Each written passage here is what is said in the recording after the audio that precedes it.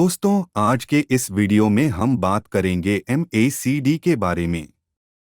MACD क्या होता है? MACD क्रॉसओवर क्या होता है? MACD डाइवर्जेंस क्या होता है? और प्राइस एक्शन के साथ हम MACD को कैसे यूज कर सकते हैं? MACD का फुल फॉर्म होता है मूविंग एवरेज कॉन्वर्जेंस डाइवर्जेंस। इसको यूज करने के लिए आप ट्रेडिंग व्यू में सिंपल सर्च करें MACD। इसके नीचे आपको मूविंग एवरेज कॉन्वर्जेंस डाइवर्जेंस नाम का ऑप्शन मिलेगा। सिंपली आपको उस पर क्लिक कर देना है, जिसके बाद आपके ग्राफ के नीचे कुछ ऐसा इंटरफेस शो हो जाएगा। इसमें आपको दो लाइन मिलेंगी, एक ब्लू कलर की लाइन, एक ऑरेंज कलर की लाइन। ब्लू कलर की लाइन को हम MACD लाइन कहेंगे और ऑरेंज कलर की लाइन को हम सिग्नल लाइन कहेंगे। दोनों लाइन के बीच में आपको रेड और ग्रीन कलर के बार नजर आएंगे, जिसको हम चार्ट बोलते हैं। ये हिस्टोग्राम की हेल्प से आप काफी कुछ पता लगा सकते हैं। इसके बारे में हम आगे डिस्कस करेंगे। MACD की यह दो लाइन के क्रॉसओवर से आप बाय और सेल का सिग्नल जनरेट कर सकते हैं। इसमें दो टाइप के क्रॉसओवर होते हैं। एक बुलिश क्रॉसओवर और दूसरा बेरिश क्रॉसओवर। बुलिश क्रॉसओवर का मतलब है कि जब MACD लाइन सिग्नल लाइन को नीचे से ऊपर की तरफ क्रॉस करें तो यह MACD के अनुसार एक बाय करने का सिग्नल हुआ, और जब MACD लाइन सिग्नल लाइन को ऊपर से नीचे की तरफ क्रॉस करें तब हम इसको बेरिश क्रॉसओवर कहते हैं। इसका मतलब यह एक सेल करने का सिग्नल हुआ। लेकिन हम सिर्फ MACD के बेस पर ट्रेड में एंट्री नहीं कर सकते। हम प्राइस एक्शन के साथ MACD को कंबाइंड करके ट्रेड में एंट्री करेंगे। ट्रेड कैसे करना है वह सीखने से पहले हम हिस्टोग्राम डाइवर्जेंस के बारे में डिस्कस करेंगे। हिस्टोग्राम में कुछ कुछ जगह पर आपको ग्रीन बार दिखेंगे तो कुछ कुछ जगह पर रेड बार दिखेंगे। जब MACD लाइन सिग्नल लाइन के ऊपर रहती हैं तब हिस्टोग्राम ग्रीन कलर का रहता है, और जब MACD लाइन सिग्नल लाइन के नीचे होती है तब हिस्टोग्राम रेड कलर का रहता है। चलिए समझते हैं, हिस्टोग्राम डाइवर्जेंस का मतलब क्या होता है। जब प्राइस हायर हाई और हायर लो के स्टॉक में रैली करता है उसी टाइम हिस्टोग्राम के बार भी इंक्रीज होते हैं। लेकिन जब प्राइस तो कंटेन हाई बनाता है पर इस समय हिस्टोग्राम के बार स्मॉल होने लगते हैं और इसका कलर भी डार्क ग्रीन में से लाइट ग्रीन होने लगता है। इसका मतलब अब यहां बायर्स को बाय करने में ज्यादा इंटरेस्ट नहीं है। आगे हो सकता है कि प्राइस साइडवे हो जाए या फिर रिवर्स हो जाए। अब इस ट्रेड की स्ट्रेंथ पहले जैसी नहीं रही। इसको हम बेरिश डाइवर्जेंस बोलते हैं।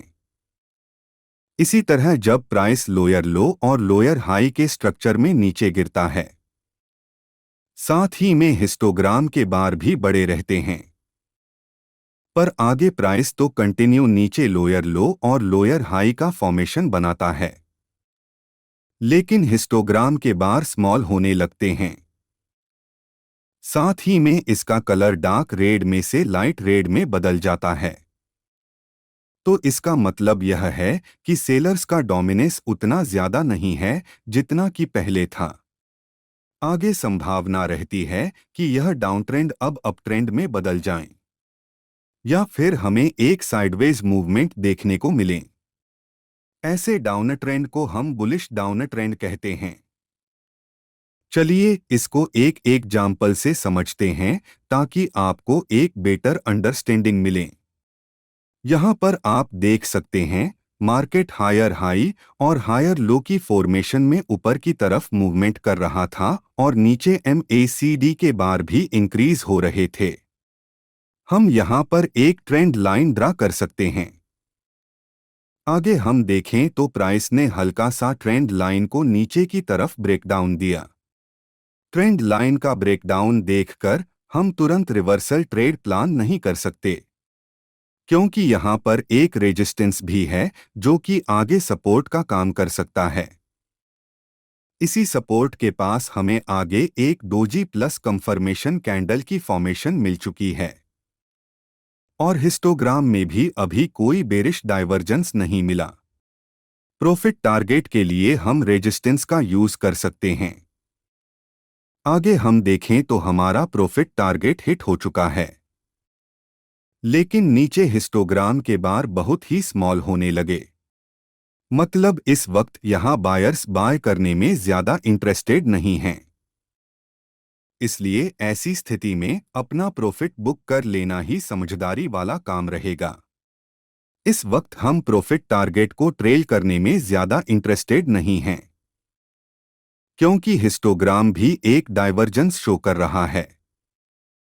नेक्स्ट, प्राइस थोड़ा सा साइडवेज होने के बाद डाउन ट्रेंड में रिवर्स हुआ। दोस्तों, अगर हमने इस जगह पर हिस्टोग्राम के डाइवर्जेंस को चेक ना किया होता और 50% प्रॉफिट यहां बुक किया होता, बाकी प्रॉफिट टारगेट को हमने ट्रेल करने के बारे में सोचा होता, तो यहां हमारा कंप्लीट प्रॉफिट लेने का मोटिव इनकम्प्लीट रहता। इसलिए आपको ऐसी स्थिति में एक बार MACD जरूर चेक कर लेना चाहिए। दोस्तों, यह स्ट्रैटेजी थी तो MACD के हिस्टोग्राम के डाइवर्जेंस की। शुरुआत में मैंने आपको एक और स्ट्रैटेजी भी बताई थी। याद कीजिए MACD लाइन और सिग्नल लाइन के क्रॉसओवर के बारे में। चलिए इसको देखते हैं। इसको भी आपको प्राइस एक्शन के साथ कॉम्बाइन करके यूज करना है, जिससे कि आपको बेटर रिजल्ट मिल सके। जैसे कि यहां पर मार्केट लोअर लो और लोअर हाई की फॉर्मेशन में नीचे आ रहा है, तो हम एक ट्रेंड लाइन ड्रॉ कर देंगे। यह ट्रेंड लाइन को मार्केट ऑलरेडी 4 बार टच कर चुका है। नेक्स्ट, प्राइस ने इस इंपॉर्टेंट ट्रेंड लाइन को ऊपर की तरफ ब्रेक कर दिया है और बहुत ही ज्यादा मूवमेंट मिल चुका है ऊपर की तरफ। रीसेंट स्विंग भी ब्रेक हो चुका है। अब हम वेट करेंगे कि हमें एक पुल बैक मिले। नेक्स्ट, प्राइस हल्का सा नीचे आता है और हैमर प्लस कन्फर्मेशन कैंडल का निर्माण हुआ। दोस्तों, MACD की लाइन सिग्नल लाइन को नीचे से ऊपर की तरफ ब्रेक कर चुकी है। अब प्राइस एक्शन के अनुसार भी यह बाय का सिग्नल है और MACD लाइन का बुलिश क्रॉसओवर भी। अब हम बाय में एंट्री कर सकते हैं। इसमें भी हमारा स्टॉप लॉस बहुत ही स्मॉल रहेगा और प्रॉफिट टारगेट इस रेजिस्टेंस तक रखेंगे। नेक्स्ट, हमारा प्रॉफिट टारगेट कंप्लीट हो चुका है और आगे MACD में बेयरिश सिग्नल मिल रहा है, जो कि सेल करने का सिग्नल है।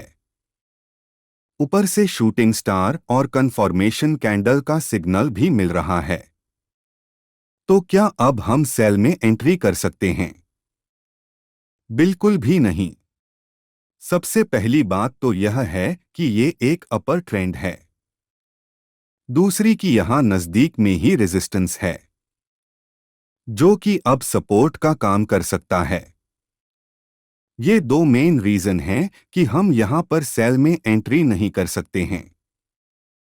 बेयरिश कैंडल और MACD लाइन का क्रॉसओवर मिलने के बाद भी हमें सेल करने में जरा भी इंटरेस्ट नहीं है। नेक्स्ट, प्राइस में एक बड़ी गिरावट देखने को मिली और आगे जाके 3 वाइट सोल्जर का भी निर्माण हुआ और तो और नीचे MACD लाइन का भी क्रॉसओवर मिला। सब जगह पर बाय का सिग्नल मिल रहा है, लेकिन यह जो डाउनसाइड की मूवमेंट मिली वह बहुत ज्यादा है। इसलिए ट्रेड लेने से पहले हम एक बार फाइबोनैक्सी रिट्रेसमेंट का यूज कर लेंगे।